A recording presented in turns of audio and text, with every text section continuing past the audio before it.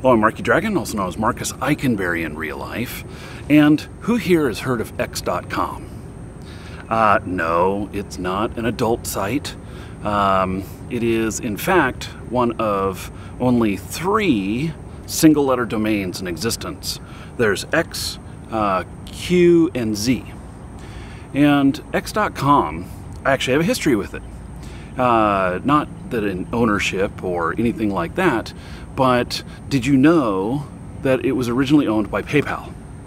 And now PayPal name, I believe, came around later because when the payment service started, it was X.com.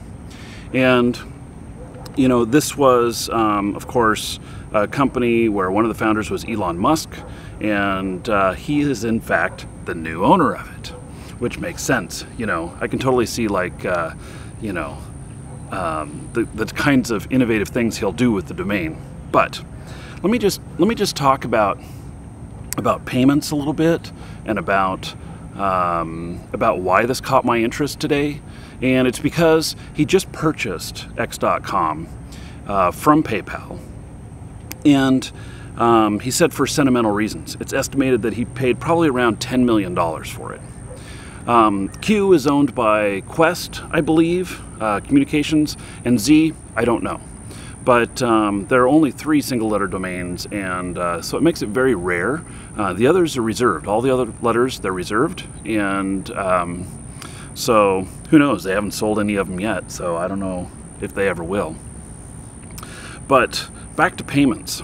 So it was probably around end of 98, beginning of 99, when this X.com appeared, and it was something revolutionary for me because we had been, in 1997, I started working in the virtual markets and selling virtual currencies, which is so amazingly, it is so similar to Bitcoin today.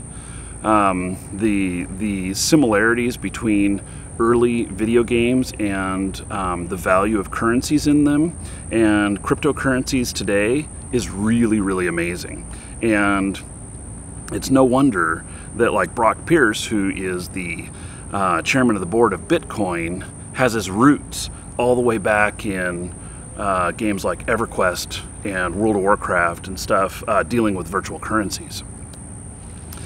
Because it's just such an easy match. It's so amazing that I sometimes wonder why I'm not involved with cryptocurrencies. I've stayed in the video game realm.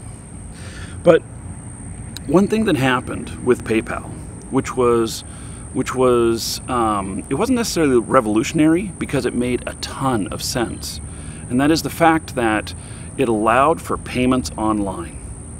Whereas prior to that, when someone wanted to buy something from us, they mailed us a check, they sent us a money order, or they sent us a Western Union. I kid you not. Those were the choices.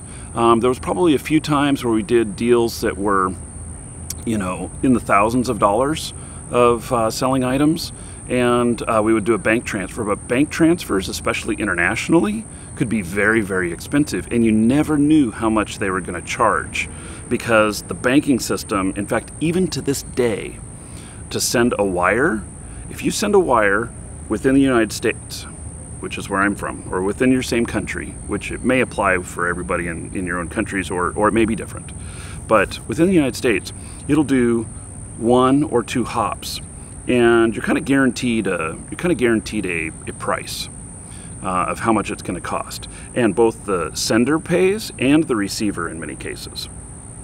But when you go international, what happens is that there's a whole bunch of banks that touch the money, and I've seen as many as 7 banks touch the money on its way through on an international payment. Now, the banks don't necessarily care about percentages or whatnot. They're like, they don't care whether it's $1,000 or $10,000 or $100,000. But what they do want is they want their little fee while they are, they want their fee while they touch it and move it to the next destination. And it could be anywhere from $5 and it could be as much as $50. And so it was really crazy sometimes to see these enormous fees when it all added up all together to move money from one country to another. So along comes PayPal and revolutionized the way we did things. It also revolutionized the way that criminals did things. And that was kind of a big deal because back then we had to build in enormous profit margins to combat the fraud, because the fraud was so bad that in most cases, if we couldn't do a transaction where we doubled the money, then we wouldn't do the transaction at all. And it stemmed from the huge amount of losses, and that came about with PayPal. So with checks being sent to us and money orders and stuff, those, not only would you wait for it to arrive in the mail, yes, this thing called mail in real life, and so you'd wait a few days at least, maybe as much as a week for the payment to arrive, and then you got to go and take it to the bank, and then you got to wait for it to clear, because there were bad checks given to us, there were fake money orders given to us, and so we did not complete any transaction until the money cleared. Especially unless we knew the customer, then if we had a good rapport with them, well then once the money arrived, we would complete the transaction knowing it would be good. But all the time we had stuff where the money order was fake or the check didn't clear, and then you got charges on top of that too. A check bouncing, I don't know, $10-20, so that your bank would charge you, and it was really slow, and it was very costly, especially if you didn't know what you were doing. And so anyway, PayPal came around and just totally revolutionized all of that, making these payments, or X.com back then, making these payments just float like, go smooth like butter. It was really great.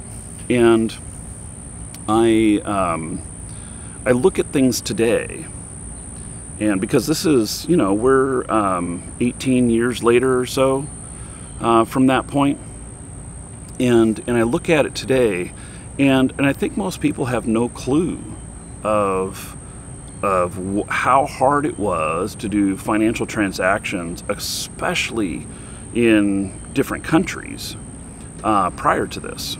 So now we have all kinds of other ways of transferring money online, and it's really great because at the longest we're maybe a day out, and even bank wires, we can do them online now. Every bank takes their piece, but we can do them online now, and makes things so much easier. Because I used to, I remember standing in line almost every day at Western Union to get money in and for payments, and having to fill out all of these forms, and then you wait in line, and then they verify everything, and then they hand you your cash, and the receiver didn't pay anything, but the sender did. And if I remember right, it was typically $10 to $15 is what the sender would pay.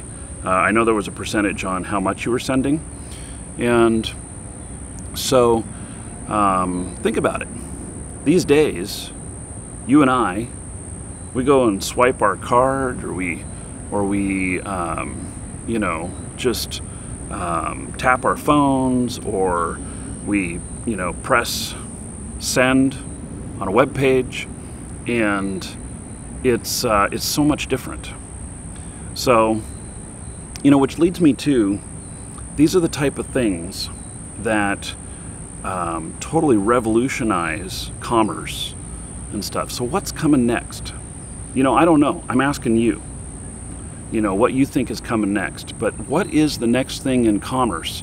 Because the ability to send money online while it wasn't revolutionary, it cut the time down so much, and that it made a huge difference in commerce. And if any of you are in business, you know that the longer you have money tied up, the less profit you have the ability to make, typically. And so when you do tie up money for a long time, you have to make more profit because your money's not working for you. And so payments like this, I mean, we could be 2 weeks to complete a transaction. Would you put up with that these days? Probably not. You know, we have customers sometimes that, I kid you not, 2 minutes after they've sent payment, they're like, where's my fucking order? We're like, what? Come on, it just landed there. But it happens, you know, and it's because, you know, we expect that now and everything. So anyway, just some things to think about. You know, what's coming next? What is the next thing to affect business? What is the next thing to disrupt business? You know, that's a big term these days. You know, oh, does this disrupt things? You know, I think that that X.com, PayPal, that when that appeared, that was very disruptive to Western Union and to the banking industry and everything. That they're like, whoa, why should they be allowed to do this? Think about it. Yeah. Anyway, I'd love to see your comments, see what you think is coming next. I'm Marky Dragon. Take care.